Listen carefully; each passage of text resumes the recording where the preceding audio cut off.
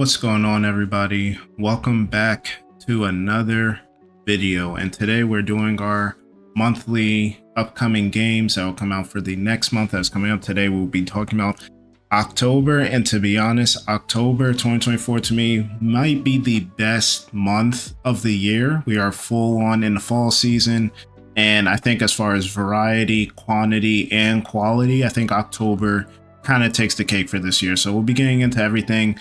Normally this is just 10 of the best games I think that people are looking forward to, but there were so many games coming out, I had to start with a few honorable mentions just so everybody gets a full view of what's coming out this month. So if you're new to the channel, please consider hitting that subscribe button, leave a like on this video, and let's get right into this list. So first off, for honorable mentions, we have Neva coming out for PC, PS5, Xbox Series X, and Nintendo Switch on October 15th. Now, this is from the development studio that gave us Grease, and you could tell from that art style, it definitely gives those like the opposite of Inside, more of that like Journey, but 2D, side-scrolling, action-adventure type of game. You can see there's platforming, there's a lot of really cool interactions with your, the environment as well as your, companion here. So people can definitely look forward to this game coming out if you're into these, more storybook type of journeys and adventures and experiences. You can check it out on October 15th. Next up, after the honorable mention, we have TMNT Mutants Unleashed coming out for PS4, PS5, Xbox Series X and S, Nintendo Switch, PC on October 18th. And now, as you could tell, this is from the style of the recent movie that came out. It does seem a little more childish or more, children oriented compared to the recent TMNT games, but you can see there's traversal, there's parkour. It's not just a regular beat 'em up, just going through the level and everything. There's a little more platforming and things like that. So if you're interested in this, you can check it out on October 18th. Next up, on October 29th, so near the end of the month, we have Life is Strange Double Exposure, and a lot of people have been waiting for this. It's coming from Square Enix, and it sees the return of Max Schofield from the original game. Now, this is a visual novel slash kind of like, choices and things like that, and people like these types of games. I'm not necessarily into them, but Life is Strange is pretty popular for Square Enix, so if you're looking forward to continuing the story, figuring out how it ends, you can check it out on October 29th. And last up for honorable mentions, we have Batman Arkham Shadow. Now, a few people are looking forward to this.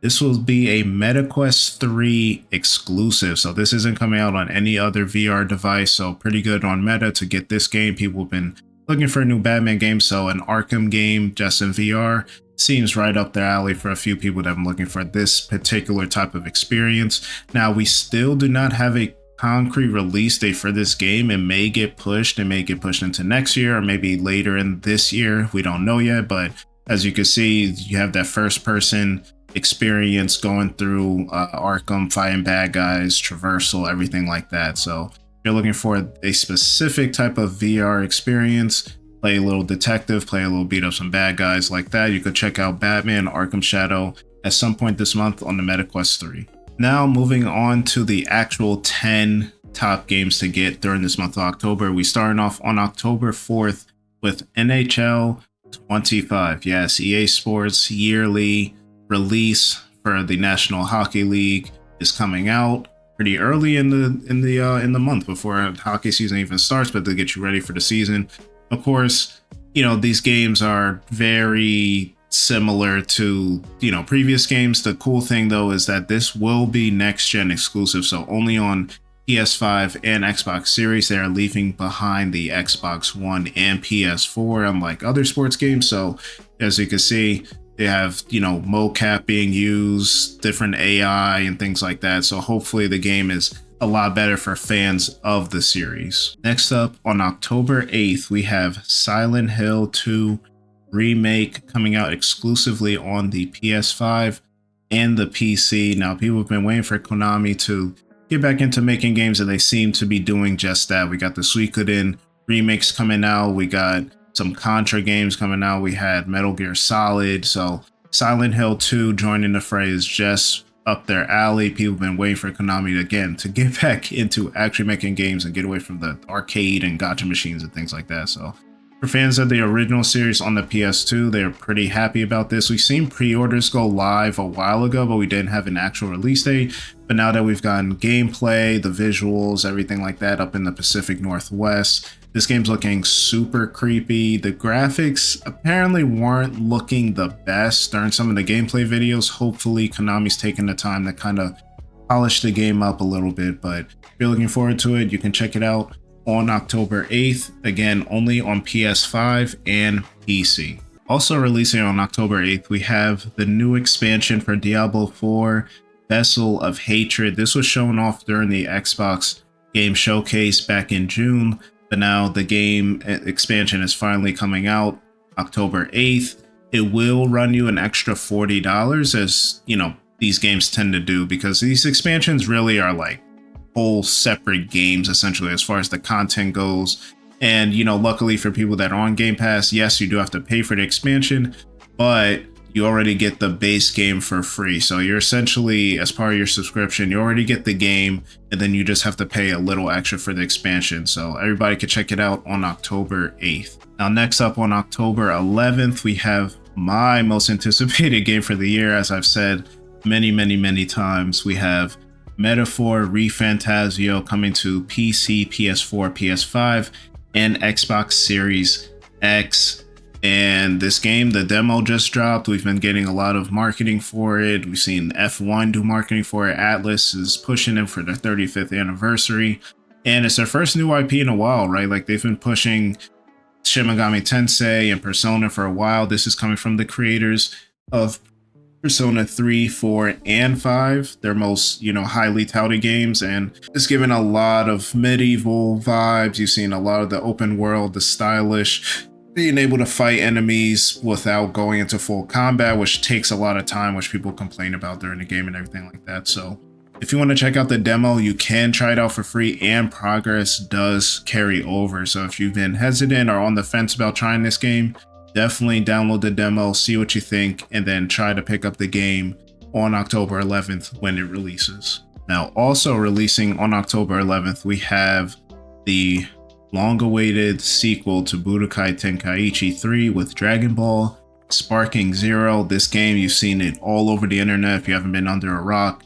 It's coming out on PC, PS5, and Xbox Series. Now, the one downside to this game is the fact that it does not, at this time, have crossplay, and it doesn't sound like they're really pushing to do that anytime soon. Hopefully sometime down the line it will, because this game is just having so much hype around it. PlayStation fans from back in the day who remember playing Budokai on PS2, just Dragon Ball fans, Dragon Ball Super, new fans, old fans.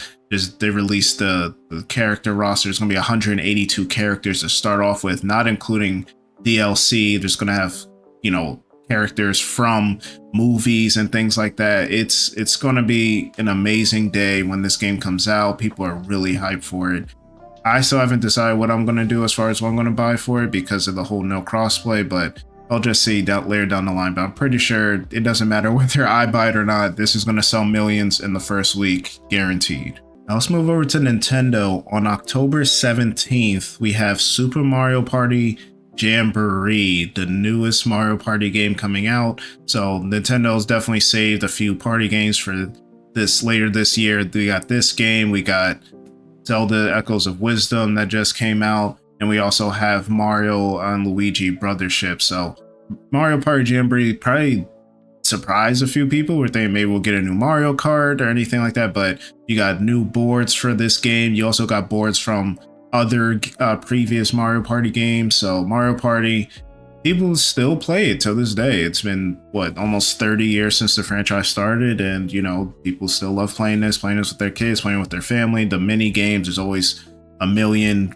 possible mini games that they have in these games and things like that. So you can check out Super Mario Jamboree only on Nintendo Switch October 17th. Neon Falcom has been doing a really good job of getting their games series over to the States a lot quicker because of the popularity. So we have Easton Nordics coming out for PS4, PS5, PC, and Switch on October 25th. This is continuing the Adol Kristen story. Of course, Ys 8 was very highly recommended and touted for a lot of people that are fans of it. You got Ys 9 that came out a few years ago, Monstrum Nox, the deluxe edition I got on PS5, so I still need to beat both of those, but Ys 10 Nordics still looks like that classic Ys, you know, you have the traversal, the, you know, same battle system.